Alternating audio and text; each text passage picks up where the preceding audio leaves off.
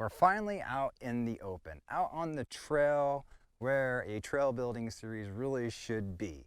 And you know, this couldn't be a better spot for the first episode on trail maintenance, considering the fact this episode is going to be about clearing the trail. So when we talk about the trail clearing is kind of a defined area when a trail is built about how much to the left and right and above that a trail needs to be cleared out.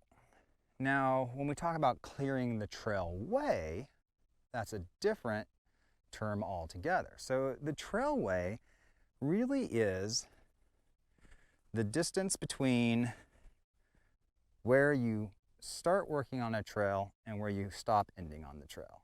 So if we were on a bank, we would have the back slope and then we'd have the down slope. So the trailway would be from the start of the back slope all the way down to the bottom of what they call the hinge point, which is where the material that you've moved off has settled at its angle of repose. So when we talk about clearing the trailway in maintenance, we're actually clearing this section of trail through here. Now, that's going to be defined differently by whatever your land manager is, but for the most part, think of it as having enough room that you're not going to hit vegetation as you're coming in and out of this trail. So let's take a walk through here real quick, and you can see how this vegetation, as we get further in here, it's starting to grow over. We got branches growing into the trail. We have new trees that are growing right next to the trail. And so the idea is we need to trim this back wide enough that if we come across other user groups, like on horseback, hikers, and runners, we all are able to safely get off to the side of the trail and let the other user group pass. You know, it helps reduce conflict. And so, yeah, we want to trim this back through here. And, oh, I meant catch point earlier, not hinge point. Sorry about that. So catch point, not hinge point. But yeah, and you know, as mountain bikers, we went wide enough so we're not, you know, when we're going through here with our bike, you know, and we have to get off, we're not stuck in the brush or hitting the brush while riding. And it's safe to ride through there without getting caught, having your brake handle caught in something and causing an accident. So yeah, let's go and get started. Okay, like I said, we're going to go ahead and we're going to get started through here by cutting stuff out with the lops here. So when thinking about cutting out like any of the branches, look at any branches that might be in the future also going to grow in. So take a look at this tree here. Like this is starting to grow this way. It's trying to go towards the light.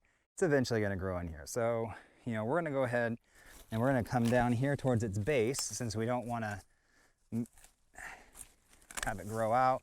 We're going to cut it. We're going to toss it out of the way. And these are actually branches growing off of this main trunk here. And we're going to get this out of the way. So there's usually a couple of types of people. One of the type of people is going to come through and they're like, and they just cut all these little tiny bits like that. Now, I don't know about you, but I don't want to pick all that up. You know, they'll just sit there and they'll start cutting things back like this. They're like trying to get that perfect look, like they're trimming their hedge.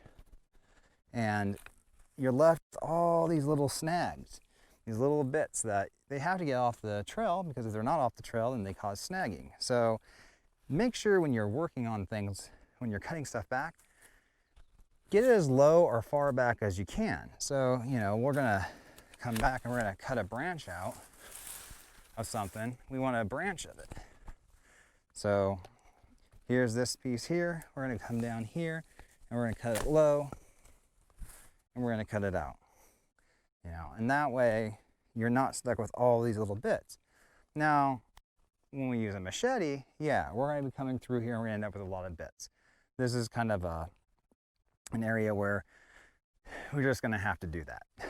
But for the most part, if you're going through an area and you just have brush or tree branches, cut the branches back. Cut the branches all the way back to the trunk of it, or to the main branch. If you cut the tip right here, yeah, sure, it's no longer in the way, but what happens is it's going to grow from here now. So next year you're gonna cut it there, and then it's gonna grow from there and there. Just cut it back. So that way it keeps a nice straight line next to you as you come through here. So we got some prickly things here we're going to cut out, and we're just going to continue to cut things back. Now in the same area, like I said, we're probably going to end up using the machete. I got the machete out from here, and you know, really what we're looking at doing is cutting away from the body. So when you're using a machete, you're going away from the body and down. So you're going through and you're just cutting away the brush at a low angle.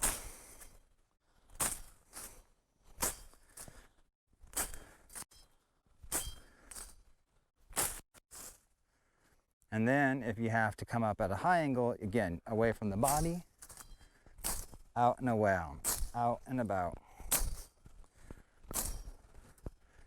Here we are, we're just going through and cutting some of this stuff out of here.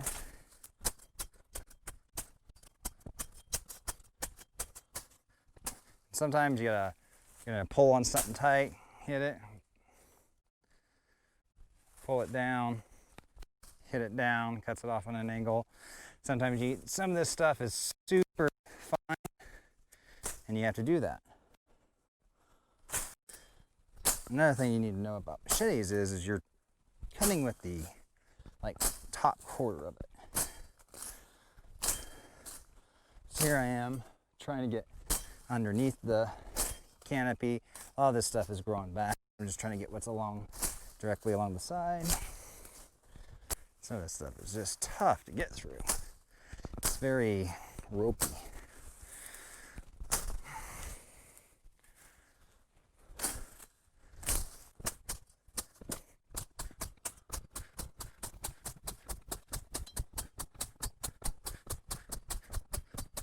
So you can see now as we're working our way through here that it's really starting to open up. Now, I'll be honest, I would probably come out here with a brush cutter and do this. It's a lot of work. This brush is just, it likes to bow and flex, and it's very ropey and difficult to cut through with the machete. But, you know, it is working. And again, it all falls down to how you want to go about clearing a trail. We're going to continue through here, and I'm going to grab the lops. We're going to work forward and we're going to remove the branches that are across the trail up from here. So let's go ahead and do that and get started. All right, here we are. Move forward a little here. Start these that are growing across the trail. So this is a good area to kind of stop and talk about the lops here. So again, what we need to really worry about, or really focus on, I should not worry about, but focus on, is being able to cut these off. Just this kind of stuff that's growing right up against the trail, cut it off at the base, get rid of it. It's not needed. It's well within the intentions of a trail clearing to remove that. So we're gonna go ahead and just get at the base, cut these out.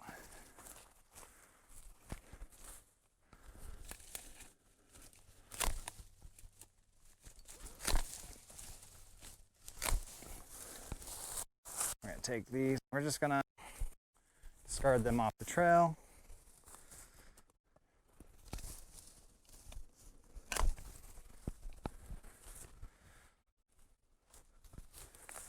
So now we don't have to worry about that growing into the trail, you know, by cutting just back those couple branches. That whole thing was growing in a couple of years, it was just gonna cause even more of a mess. All these new trails that I see people threading through, like two really close trees that are rather young trees, they're going to move quickly, I mean grow quickly over the next few years. So while you barely can get your bars through now, in a few years you might not even get your bars through. And with, you know, bars getting wider and wider, you know, who knows where that trend's going to stop. All right, I'm going to go ahead and remove this one actually. It's dead at the bottom. It was on its way out. I'm going to show you here. It's kind of diseased. Notice that started dying at the base of it. You'll notice that it's actually got hollowed out in the middle. So that was just going to become a dead tree in the future. So let's go ahead and clip a couple more of these out.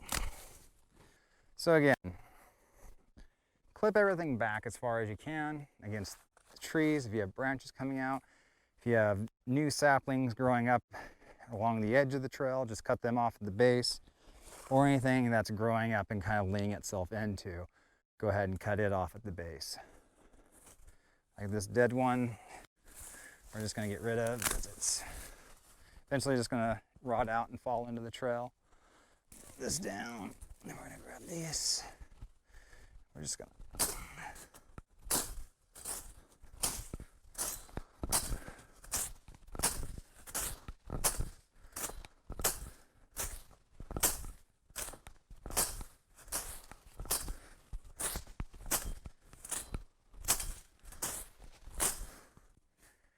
So one of the things about working with a machete when you're coming through, coming out, back, through, back, through, back, this actually allows you to really be able to just kind of get that cut into your trail. So when you're clearing the trailway, it allows you to just kind of, without really going too far out, and you're opening it up, but you're not going too far out, and you're kind of allowing it to have this nice look to it. So as it gets closer to the tread, it actually closes in, which gives that kind of like closed in trail look, but still it's opened up to where you aren't hitting your hands against stuff. Allows you to see things in front of you so that if you have to get off the trail for a reason, you can do so safely. So that's a good technique to use, is just walking along kind of like in a V. Some of this stuff. So here we are. We're gonna grab our rake. Like I said, we probably would use a bow rake as well in this, but since it's just me out here and I'm coming out to do other things out here while I'm out here, we're just gonna use the HR70. It's gonna work fine for this. So usually when raking, you just kind of like when you're raking leaves. We're gonna try and get as much of this stuff raked up, and we're just going to drag it across and bunch it all up into little piles.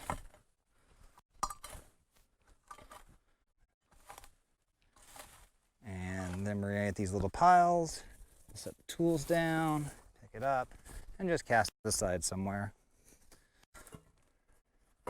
So we'll continue to go through and we'll just do that.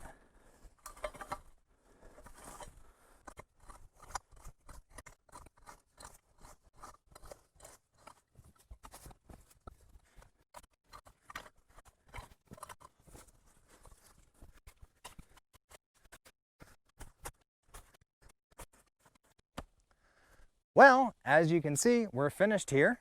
We've got this all cleared out. We've trimmed the trees back, the branches back to the trees themselves. We've got rid of any trees that were growing into the trail.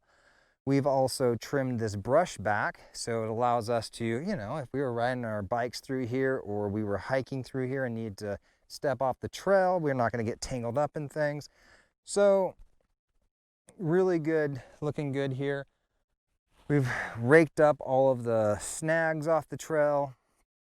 So there's really not a whole lot left to do here besides just enjoy it. I'm gonna go ahead and finish up what's behind the camera, because where the camera's sitting, I didn't trim around that because the camera's sitting there. I'm not gonna worry about, what little leaves are left on here. Where I live right now, which is in central Washington, it's on the eastern side of the Cascades, super dry climate. This is going to dry out in a couple days, basically get pounded in the dust, not going to have to worry about it creating a buildup. If I was on the other side of the mountains or in a more rainy climate, a wetter climate, I would worry more about the leaves, because it will cause an organic buildup that, this is actually kind of what we're going to talk about in the next episode, about identifying those areas on the trail, removing that buildup, and what kind of damage it can cause. So we'll talk about that in the next episode. So until next time.